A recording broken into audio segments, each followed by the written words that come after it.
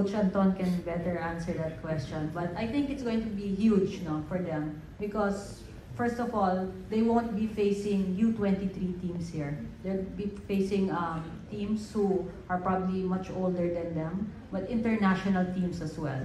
So for sure, no, they will be well prepared when the World Cup comes on September 17 in China.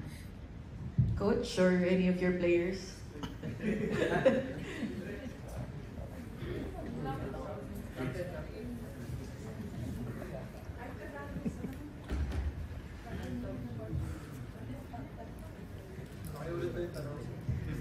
Gano'n na lang makakatulong sa inyo to for yung World Cup nyo next month?